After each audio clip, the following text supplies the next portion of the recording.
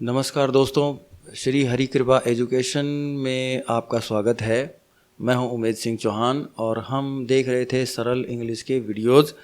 कोशिश कर रहे थे इसकी कुछ बातों को समझा जाए ताकि हम हमारे सामने जो डॉक्यूमेंट है उसे पढ़ पाएँ, देख पाएँ, समझ पाएँ। और हम लगातार धीरे धीरे सीख रहे हैं, एक साथ नहीं सीख सकते और धीरे धीरे आगे बढ़ते जाएंगे तो हमें बहुत कुछ आने लगेगा। ठीक है।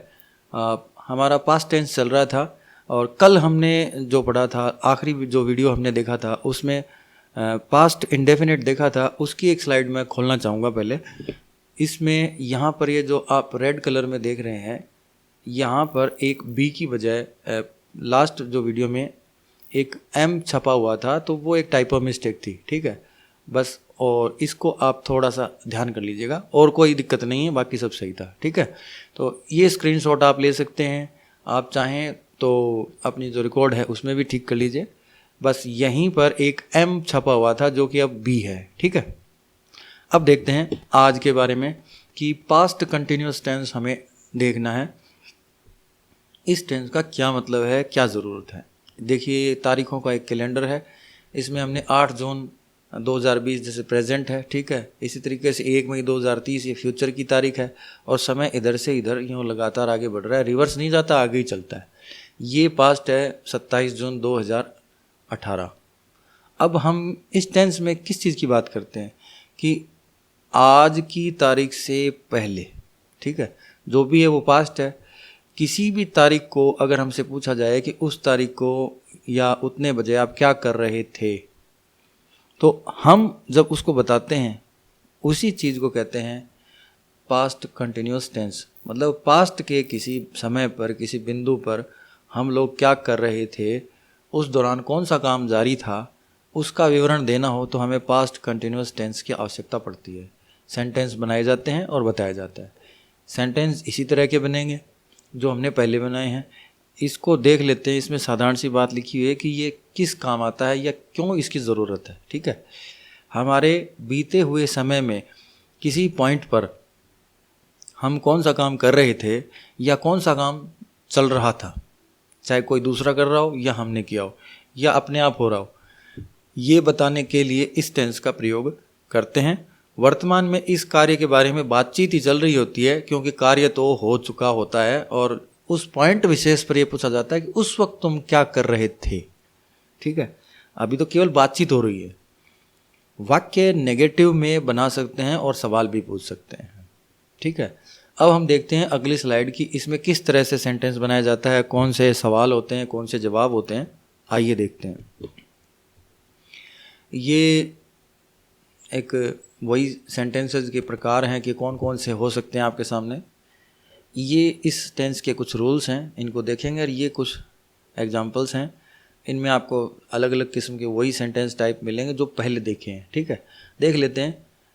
पहला एक नियम देख लेते हैं कि पास्ट कंटिन्यूअस के वाक्य बनाने के लिए बी वर्ब की सेकंड फॉर्म, पास्ट फॉर्म कौन सी है, वाज और वर। वाज और वर, इन दोनों का हेल्पिंग वर्ब की तरह इस्तेमाल किया जाता है, प्रयोग किया जाता है। ठीक है, इसके बिना इन वाक्यों को नहीं बनाया जा सकता। अब अगर ये क्रियाएं हम इस्तेमाल नहीं करेंगे तो सेंटेंस नहीं बनेगा। देखिए, इस तरह किया जाता है, हेल्पिंग वर्ब की तरह किया जाता है। आप ये याद रखें कि बी जो फॉर्म है उसकी सेकंड फॉर्म क्या है, वाज और वर, और इन्हीं का इस्तेमाल हेल्पिंग वर्ब की तरह किया जाता है। इनके बिना वाक्य नहीं बनाया जा सकता। दूसरा, ये इन कार्यों के पास्ट में होने की जानकारी देती हैं कि ये काम भूतकाल के किसी काम में हुए हैं, समय में हुए हैं, सॉरी, आज नहीं हुए हैं, पुरानी किसी तारीख में। ठीक है, क्योंकि बी की ये पास्ट फॉर्म्स हैं, इसीलिए ये पास्ट कंटिन्यूअस टेंस बनाने में काम में आती हैं। अब आगे वाला रूल देखते हैं कि मेन वर्ब यानी कि मुख्य काम जिसके बारे में हम ये बातचीत कर रहे हैं उसको किस तरह से हैंडल करना है, क्या करना है। तो फर्स्ट फॉर्म जो है उसमें आईएनजी जोड़कर उस मुख्य कार्य को बताया जाता है जो कि उस वक्त चल रहा होता है। उस वक्त का मतलब जो उस दौरान चल रहा था या जब जिसका हम उल्लेख कर रहे हैं वो चल रहा होता। ठीक है ना। तो कंटिन्यूस टेंस में जितने भी हैं उनमें फर्स्ट फॉर्म में आईएनजी जोड़ी हुई होती है, और हमने आईएनजी जोड़ने के भी कुछ रूल्स देखे थे। अगर यहाँ वही रूल लागू होंगे, अगर नहीं आपने वीडियो देखा तो एक बार फिर से देख लीजिएगा। इस आईएनजी फॉर्म को प्रोग्रेसिव फॉर्म भी कहते हैं। अब यहाँ पर भी एक थोड़ी सी मिस्टेक रह गई लिखने में, ये FORM फॉरम न कि फ्रॉम, ठीक है। तो ये थोड़ा सा प्लीज़ आप इग्नोर करिएगा ऐसी छोटी सी मिस्टेक को। अब देखिए तीसरा रूल, हेल्पिंग वर्ब। अब हमने वाज और वर्ब जो हेल्पिंग वर्ब इस्तेमाल कर रहे हैं, ये किस सब्जेक्ट के साथ कौन सी इस्तेमाल होगी ये देख लेते हैं।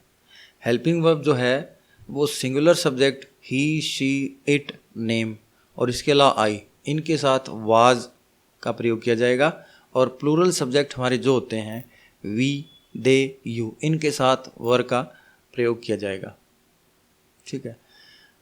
वाज जो हमारी हेल्पिंग वर्ब है, बी की सेकंड फॉर्म वाज, इसका इस्तेमाल किन सब्जेक्ट के साथ किया जाएगा? जो कि अकेले हैं, ही, शी, इट, नेम और साथ में आई, इनके साथ वाज का प्रयोग किया जाएगा। सिंगुलर सब्जेक्ट हैं सब, एक ही है। और दूसरा प्लूरल सब्जेक्ट जो हैं वी, दे, यू, यानी कि संख्या में एक से ज़्यादा, इनके साथ हमें वर का इस्तेमाल करना है। ये जो हिंदी में कभी कभी टाइप करते हैं तो कंप्यूटर से कुछ ना कुछ चेंजेस हो जाते हैं, कभी ऑटो करेक्ट हो जाता है, कभी कुछ छूट जाता है। तो इस तरीके की जो मिस्टेक होती हैं वो मैं उम्मीद करता हूँ कि हमारे सीखने में परेशानी नहीं डालेंगी, और जो बोला जा रहा है, व्याख्या करके बताया जा रहा है, तो उसको भी आप थोड़ा सा ध्यान रखें, ठीक है। और कहीं अगर नज़र आए तो प्लीज़ मैं आपसे निवेदन करता हूँ कि इग्नोर करें। अब देखते हैं ये एग्जाम्पल्स। ये 3 एग्जाम्पल हैं और इन्हीं के अलग अलग सेंटेंस बना के रखे गए। इस तरीके के ये 5 सेंटेंस है। हर एग्जाम्पल को हमने लिया है और इनमें ये ग्रीन कलर में जो आप देख रहे हैं ये है हमारी मेन वर्ब, मुख्य क्रिया, और हेल्पिंग वर्ब जो हमने इस्तेमाल की है वो रेड कलर में लिखी हुई है, तो आपको समझने में दिक्कत नहीं आएगी किस तरह से इनका इस्तेमाल करना है। देखते हैं। देखिए पहला ये एग्जाम्पल ले रहे हैं, I was writing a letter, मैं एक पत्र लिख रहा था। I was writing a letter, हमने इस्तेमाल किया, देखिए एक, ठीक है, एक लेटर, ठीक है। इंडेफिनेट आर्टिकल है और लेटर से पहले यूज़ किया है, तो हमने ए क्यों लगाया है ये अब आप जानते हैं, फिर भी पुराने वीडियो देखिए तो आइडिया मिल जाएगा। और राइटिंग हमारी मुख्य क्रिया, इसमें फर्स्ट फॉर्म में आईएनजी जुड़ा हुआ है, और वाज बी की सेकंड फॉर्म है। इससे हमें क्या जानकारी मिलती है कि ये काम पास्ट में, ये पूरा सेंटेंस पास्ट का है, और जबकि बात हो रही है उस दौरान ये राइटिंग का काम जारी था, चालू था। इस आईएनजी से ये पता चलता है कि उस दौरान ये जब भी कभी बात हो रही है तो चालू था, ठीक है। तो I was writing a letter का क्या मतलब हुआ कि मैं एक पत्र लिख रहा था, लिख रहा हूं नहीं, लिख रहा था। अब इसी को नेगेटिव करने के लिए इस मेन वर्ब से पहले और इस हेल्पिंग वर्ब के बाद में, यानी कि इन दोनों के बीच में हमने एक नॉट लिखा है। I was not writing a letter, मैं एक पत्र नहीं लिख रहा था, सिंपली, और कुछ लंबा चौड़ा इसमें रॉकेट साइंस नहीं लगाया, सिर्फ नोट का यूज़ किया है। और पुराने देखे हैं वीडियोस तो आपको थोड़ा आइडिया हो ही गया है। अब हमें क्वेश्चन फ्रेम करने हैं। क्वेश्चन फ्रेम करने का एक तरीका यही है कि आप हेल्पिंग वर्ब को उठा के सब्जेक्ट से पहले लिख दीजिए और बाकी सारा सेंटेंस का सीक्वेंस वही रख दीजिए, तो एक क्वेश्चन फ्रेम हो जाता है। अब इस नेगेटिव सेंटेंस का हम क्वेश्चन फ्रेम कैसे करते हैं, इस वाज को आई से पहले लिख देंगे, तो was I not writing a letter, क्या मैं एक पत्र नहीं लिख रहा था। अब इसी क्वेश्चन का ये नेगेटिव इंट्रोगेटिव है, इसमें से अगर नॉट हम हटा देते हैं तो ये पॉजिटिव क्वेश्चन बच जाएगा, was I writing a letter, क्या मैं एक पत्र लिख रहा था, ठीक है। अब ये जो आप क्वेश्चन देख रहे हैं इसमें वाज से पहले अगर आप WH कोई वर्ड यूज ले लेते हैं तो ये डबल इंटेरोगेटिव बन जाएगा, ठीक है। देखिए when was I writing a letter, when का मतलब होता है कब, कि मैं कब एक लेटर लिख रहा था। और अगर हाउ जोड़ा जाता है तो बन जाएगा मैं एक लेटर कैसे लिख रहा था। मतलब व्हेन में एक तारीख पूछ ली जाए, हो सकता है समय पूछ लिया जाए, जबकि हाउ का मतलब हुआ कि वो तरीका हो सकता है कि मैं पेन से पेपर पे लिख रहा हूँ, या ये भी हो सकता है कि जो कलम पुराने ज़माने वाली लकड़ी वाली उससे किसी लकड़ी पे लिख रहा हूँ, तो ऐसा कुछ। ठीक है, ये वो थे सेंटेंस। अब दूसरे वाला एग्जाम्पल देख लेते हैं। ये एग्जाम्पल सारे और ये इन्हीं की तर्ज पर हैं, कोई लंबा चौड़ा रॉकेट साइंस नहीं है। आपने अब तक बहुत कुछ देखा है और सीखा है, अपने ऊपर विश्वास रखिए, आपको आने लगा है थोड़ा थोड़ा। ये है यू वर डूइंग होमवर्क, तुम होमवर्क कर रहे थे। यू वर हमने क्यों इस्तेमाल किया? क्योंकि यू जो है वो प्लूरल सब्जेक्ट है। डू का मतलब करना, इसमें हमने आईएनजी जोड़ा तो डूइंग। होमवर्क का मतलब गृह कार्य, कि तुम अपना गृह कार्य कर रहे थे। इसी को नेगेटिव बनाना है तो हेल्पिंग वर्ब और मेन वर्ब जो है उन दोनों के बीच में हमने एक नोट लिख दिया। तो you were not doing homework, तुम अपना होमवर्क नहीं कर रहे थे। अब इसी तरीके से इस नेगेटिव सेंटेंस का एक हमें क्वेश्चन फ्रेम करना है, वो भी नेगेटिव में। तो इस वर्ग को उठा के इससे पहले लिख दिया, were you not doing homework, तुम अपना होमवर्क नहीं कर रहे थे। तुम होमवर्क नहीं कर रहे थे, क्या तुम अपना होमवर्क नहीं कर रहे थे? देखिए सवाल बन रहा है। अब इसमें से नोट को डिलीट कर दिया तो ये पॉजिटिव में क्वेश्चन बच जाएगा, वर यू डूइंग होमवर्क, क्या तुम होमवर्क कर रहे थे? इन दोनों क्वेश्चन में फ़र्क है। पहले वाले में तो क्या पूछ रहा है कि क्या तुम होमवर्क नहीं कर रहे थे, और दूसरे में पूछ रहा है क्या तुम होमवर्क कर रहे थे। ठीक है, तो इन दोनों के क्वेश्चंस के जवाब भी अलग अलग होंगे। एक में डिटेल्स देनी पड़ेगी, एक में नहीं देना पड़ेगा, यस नो से काम चल जाएगा। अब ये देखिए, ये जो सेंटेंस है, आप चाहे तो इसमें WH को यूज़ कर लीजिए और चाहे तो इसमें कर लीजिए, उससे कोई फ़र्क नहीं पड़ता, लेकिन सेंटेंस लंबा हो जाएगा। इसमें यूज़ कर रहे हैं तो देखिए, when were you doing homework, तुम होमवर्क कब कर रहे थे। How were you doing homework, तुम होमवर्क कैसे कर रहे थे। तो ये आप वीडियो पॉज करके इनको एक बार ठीक से पढ़ें तो आपको आइडिया हो जाएगा। अब ये आगे वाला देखते हैं। ये हमने बस एक वचन का सिंगुलर जो सब्जेक्ट है ये लिया है नाम से। ये देखिए, ये जो यहाँ हमने ये नेम लिखा है इसी को लिया है। Mohan was singing a song, Mohan एक गाना गा रहा था। अब अगर ये नहीं गा रहा था तो ये इन दोनों के बीच में हमने एक बस नोट यहाँ पर रख दिया कि Mohan was not singing a song, Mohan एक गाना नहीं गा रहा था। अब इसको उठा के पहले रखा, बाकी सब सेम है। तो देखिए, was Mohan not singing a song, क्या मोहन एक गाना नहीं गा रहा था। देखिए indefinite article, Mohan was singing a song, क्या Mohan was Mohan singing a song, क्या मोहन एक गाना गा रहा था। तो ये पॉजिटिव में क्वेश्चन है, ऊपर वाला नेगेटिव है। इन दोनों में बस नोट जो है वो उसका फ़र्क है। अब ये नीचे वाले WH वाले हैं, इनको आप देख सकते हैं, कोई मुश्किल नहीं है। आप अब तक इतने वीडियो देखे हैं तो आपको आइडिया हुआ है। कुछ एग्जांपल्स मैंने और लिए हैं जो इनसे नहीं मिलते हैं लेकिन इसी टेंस के हैं, देखते हैं वो क्या हैं।